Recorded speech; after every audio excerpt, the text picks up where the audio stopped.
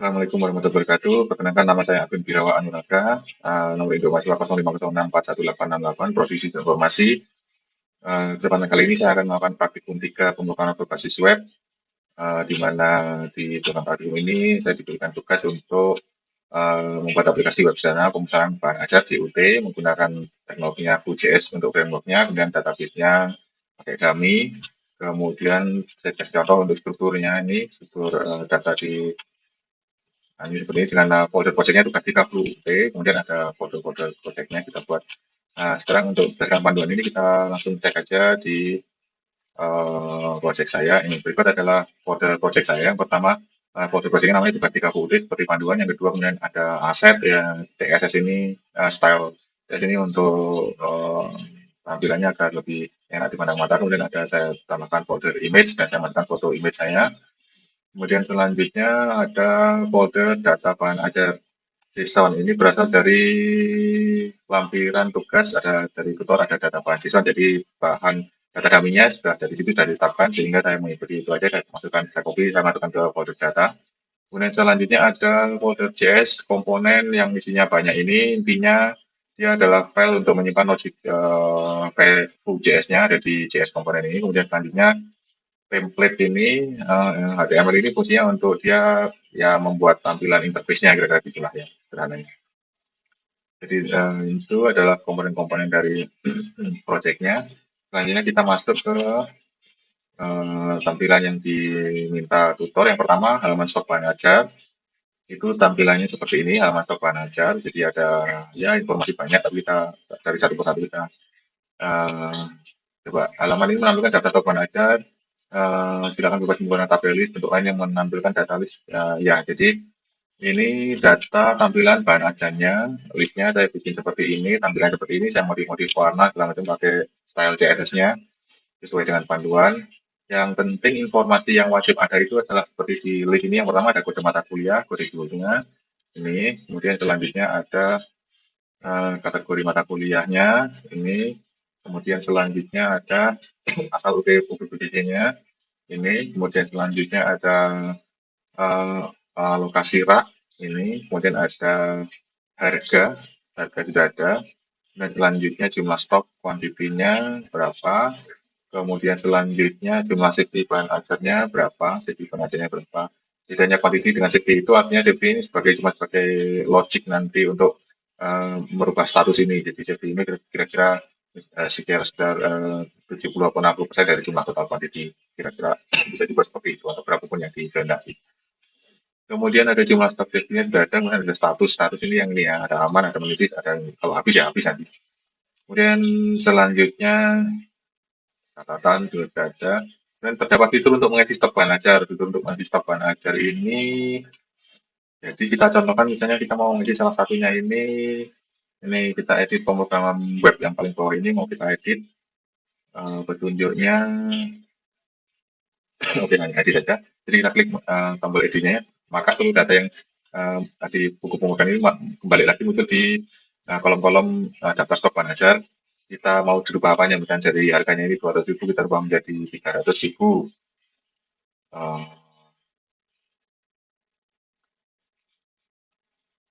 300.000 kemudian kuantitinya kita rubah menjadi 50, kemudian kita klik simpan, maka data ini akan berubah seperti nah, ya data kuantitinya jadi 50, harganya jadi 300.000. Nah, gitu ya. Kemudian selanjutnya terdapat fitur untuk melakukan filter dan sort dan stop. Filter, sort, dan stop ini filternya bisa kita rubah berdasarkan udah daerahnya mana, kemudian kita kategorinya mau diganti apa yang mau ditampilkan, kemudian ada warning stopnya juga, kemudian ya itu filter-filternya. Oh, ada ketentuannya ya, ya dua ini. Terdapat filter stop berdasarkan UT daerah dan kategori mata kuliah. Ini UT daerahnya kita bisa milih, kemudian kategorinya kita bisa milih yang wajibnya kebetulan kosong jadi nggak ada di Surabaya ya tapi ya. Oh ada Surabaya yang praktikum ada ini biologi sama basis data. Itu fungsinya. Kemudian selanjutnya ada filter yang melampirkan jumlah stok quantity kurang dari jumlah safety stock. Oke, ini quantity kurang dari, nah ini warning stock. Ini. Nah, filternya warning stock ini dia kalau safety-nya kurang dari quantity-nya maka dia akan stoknya menipis semua. Nah, ini fungsinya nanti untuk warning bahwa kira-kira ini menginformasikan bahwa ini yang harus segera kita beli lagi dari pusat kira-kira gitu. Kemudian selanjutnya terdapat fitur short yang mengurangkan berdasarkan judul, stok, dan harga. Ini filter short, judul berubah, harga berubah, stok juga berubah, kira-kira gitu ya. Sudah, kemudian itu filter dapat di set ulang atau reset. Oke, kita contohkan misalnya kita milih Jakarta, MK-nya, kita pilih judulnya begini. Sekarang dari ini kita milih balik ke tampilan semula, kita klik reset ini akan balik ke tampilan semula. Coba kita coba ya. Nah, tampilannya akan menjadi seperti semua sebelum dilakukan filter-filter. Kemudian terapkan fitur di JS di mana semua filter tidak perlu recompute kembali. Ini juga tidak ada lakukan di seluruh filter-filternya. Jadi tidak perlu melakukan perhitungan ulang ya. Kemudian implementasikan dependent option seperti misalnya ketika memilih filter stop berdasarkan UT daerah baru akan membutuhkan filter untuk kategori mata kuliah itu maksudnya itu ketika tampilan semua UT daerah ini statusnya semua itu ada satu filter yang tidak akan muncul tapi dia hanya akan muncul ketika saya sudah memilih salah satu UT daerah. Sekarang kita contohkan UT Jakarta kita pilih maka di sebelah kanannya akan muncul sebuah filter baru namanya tapi kategorinya. Nah, kira-kira gitu. Itu maksudnya dependent option-nya itu begitu. Kalau ini kita kembalikan ke semua UPWC, maka tadi menu kategori itu tidak akan muncul lagi. Kira-kira seperti itu yang dimaksud dengan dependent option. Kemudian menampilkan status dari stok bahan ajar itu yang ada aman, menipis atau kosong gitu ya. Jadi ini ada status aman, menipis, kosong itu misalnya kita ganti yang ini menjadi statusnya menjadi nol itu maka ketika saya update data dia statusnya berubah menjadi kosong ini merah ini. Kira-kira itu maksudnya. Kemudian terdapat fitur untuk menambahkan data bahan ajar baru. Ketika men-trigger event keyboard enter, maka data baru perlu ditambah. Oh, ini maksudnya kita bisa mengubah daftar stok bahan ajar baru. Kemudian nanti terakhir kita tidak perlu mengklik tambah data, tapi kita cukup klik enter pada keyboard. Tetapi kemudian itu bisa tersimpan. Kita coba sekarang kodenya, misalnya R100, kemudian judulnya uh, misalnya judulnya apa ya? Statistika. Kategorinya MKO pilihan, misalnya pilihannya Jakarta, lokasi rak S100, harganya misalnya 250.000, kuantitinya 50, safety-nya 35. Oke, sekarang ini kita coba tanpa klik tambah data, tapi kita enter, maka datanya harusnya tersimpan dengan muncul notifikasi. Nah, ini notifikasi kesekian, oke, di bawah ada muncul buku statistika dengan harga 250, kuantiti 50, safety 35, statusnya aman. Nah, itu kemudian selanjutnya fitur untuk memperbarui update, kemudian simpannya pakai enter, oke. Dan kita akan merubah coba yang tadi mata kuliah statistika bukunya kita edit, maka dia tidak akan menunjukkan pop-up baru, saya buat lebih simpel untuk mempercepat proses, jadi datanya akan muncul kembali di kolom-kolom data bahan ajar tersebut, sehingga bisa langsung diedit ya. Kita cek tombol statusnya ini, kita klik edit, datanya akan muncul di sini kembali kita rubah misalnya harganya kita rubah menjadi 500.000, kuantitinya kita rubah menjadi 80. Nah, ini kita rubah menjadi 60. Sekarang tidak kita klik update tapi kita klik enter lagi dia akan data terupdate dengan muncul notifikasi data berarti di update. Oke. Kita cek di bawah sudah berubah harganya 500.000, kuantitinya 80, safety amannya 60. Ya, gitu ya. Kemudian selanjutnya terdapat fitur untuk menghapus data bahan ajar melalui event klik tombol icon delete. Sebelum menghapus bahan ajar, dapat pop-up yang mengkonfirmasi penghapusan data kepada pengguna. Oke, kita cek yang kita coba yang akan kita hapus. Misalnya ini mata kuliah metode penelitian, kita klik delete, maka akan muncul pop-up baru, konfirmasi hapus. Ketika kita klik hapus, datanya akan hilang. Data berhasil dihapus. Nah, hilang. Data pemutaman, data metode penelitian bukunya akan sudah hilang ya. Sudah berhasil. Kemudian selanjutnya masuk ke menu kedua yaitu tracking delivery order atau DO. Kita masuk ke menu kedua tracking DO. Nah ini yang pertama, oke, menampilkan halaman untuk tracking DO, fitur pencarian berdasarkan nomor DO atau NIM. Ini nomor DO-nya itu yang blok hitam besar ini, NIM-nya itu yang di bawah ini. Kita coba, ini kan data-datanya ada 3 ya. Kemudian kita coba trackingnya itu masukkan salah satu dari informasi nomor DO ini misalnya. atau yang bawah ini aja, nomor 2 ini. Nah, nomor 2 bisa kalau kita masukkan di sini, data yang keluar adalah data dari tracking atau Cristiano dengan link tersebut. Kita klik detail trackingnya juga akan muncul informasi detail dari paketnya sedang sampai mana, kira-kira begitu ya. Kemudian penggunaan submit sebenarnya dengan menekan tombol seperti enter ini seperti itu. Kita coba ulangi. Kita ulangi. Misalnya kita sekarang cari yang ini, DO ini tidak saya klik, tapi saya klik enter itu akan muncul.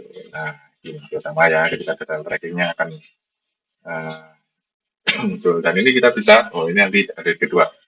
Terdapat fitur untuk menambah input delivery order yang baru. Berikut ada data yang perlu diisi. Nomor DO, tahun berjalan, sequence number misalnya. Oke, kita coba inputkan delivery order baru, tapi nanti nomor DO-nya itu tergenerate otomatis ya, bukan diisi manual di kolom DO. Artinya gitu ya kira-kira ya. Yang kita coba tambah tracking. Oke, misalnya kita masukkan linknya 987654421, namanya contoh. Kemudian untuk ekspedisinya kita coba express, paketnya 2. Kemudian selanjutnya nomor induk manual, ekspedisi, oke. Paket diberi jalan paket, ya sudah. Kemudian tanggal kirimnya dapat diisi manual atau menggunakan fungsi date untuk mobil local time. Saya pilih menggunakan date local time ya, jadi dia muncul tanggal hari ini 30 juga. Kemudian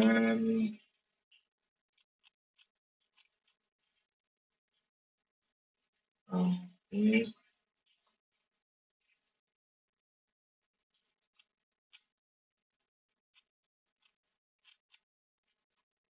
selanjutnya local time tadi. Local time diambil dari data array of object. Oke, ada.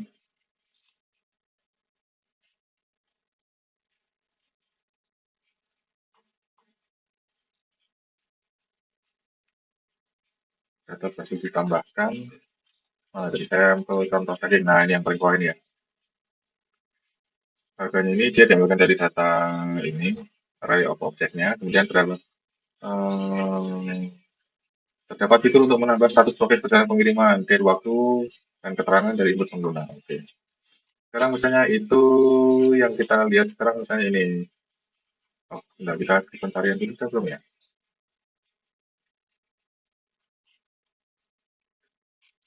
Kita simulasi pencarian dulu aja ya. Kita coba pencarian ini sampel terakhir yang kita input, contoh tracking dengan namanya ya, kita masukkan di sini, dia akan muncul. Nah, ini contoh tracking. Nah, ketika sudah contoh tracking ini, kita bisa menambahkan status progres perjalanan pengiriman, date waktunya pakai local time, kemudian data keterangannya berdasarkan inputan pengguna. Di waktunya ini local time, tapi kita bisa menambahkan juga, misalnya sekarang kan sedang statusnya diproses, kita tambahkan sekarang misalnya eh, transit Magelang. Kita klik tambah, maka dia akan muncul status baru. Itu maksudnya fitur untuk menambah status progres ya. Kita kemudian kita tambahkan lagi antar kurir. Nah, ini seperti ini maksudnya kita bisa menambahkan line progress. Sekarang kita coba update yang lain. Ini kan untuk detail 3 ini muncul untuk yang contoh tracking, kan kita tambahkan yang ini, yang sampel 2 ini. Untuk 2 ini kita cari dulu di sini, akan muncul, dia statusnya baru diproses, sekarang kita tambah misalnya dikirim ke kota tujuan. Tapi tambah proses, maka nah, ini akan muncul jangka proses. Oke, itu untuk tambah informasi progress trackingnya. Ini sudah selesai ya, jadi oke. Kemudian ada satu lagi, kreativitas ya, kreativitas itu, oh ya, di kreativitas itu untuk di halaman utama dasar utama ini saya tambahkan foto saya, nama informasi mahasiswa dan prodi. Kemudian kreativitas yang kedua di halaman list data buku ajar ini saya tambahkan cetak halaman pakai fungsi data dari browsernya untuk cetaknya. Kemudian selanjutnya apalagi ya, mungkin pewarnaan ini tombol-tombol ini akan lebih bisa expiry rate-nya lebih dapat. Di menu tracking DO juga dari data tracking ini saya tambahkan fungsi cetak halaman juga pakai fungsi dasarnya. Kemudian apa lagi? Oh ya satu lagi untuk kreativitas itu kemarin saya lihat dari bahan tutor data pengajar itu di data pengajar berarti di file data pengajar ini di data pengajar ini saya lihat kemarin itu ada redundant data di data trackingnya ada sampel data yang dibuat oleh tutor itu kemarin ada dua tapi saya cek di codingnya itu dua-duanya itu sama persis. Jadi kemungkinan yang kode sampel atas ini langsung di copy ke bawah, tapi tidak diganti nomor induk mahasiswanya, nomor taggingnya, kemudian namanya tidak diganti sehingga maksudnya itu ada dua sampel, tapi ketika dicoba oleh mahasiswa akhirnya jadi dua datanya yang itu data sama sehingga ini harus saya modifikasi. Saya bedakan di nomor taggingnya nama mahasiswanya, kemudian nomor induk mahasiswanya saya bedakan sehingga itu fungsinya ketika di tracking ini munculnya harusnya cuma dua sampel dari tutor itu dari yang tadinya di kosong DO 2025/001 bawahnya juga sama persis seperti ini atas namanya Rina Mandiri tapi ketika saya ganti menjadi Budi Santosa dengan NIM 987 itu dia munculnya di bagian sehingga ada dua data ketika bedanya nanti ketika di tracking di sini nanti datanya bisa kelihatan mana yang muncul kalau datanya sama jadi kelihatan tidak ada perbedaan itu aja sih yang saya modifikasi sedikit saya kira itu presentasi dari saya kali ini sudah selesai. Terima kasih sekali. Mohon maaf apabila ada kesalahan. Saya kira assalamualaikum warahmatullahi wabarakatuh.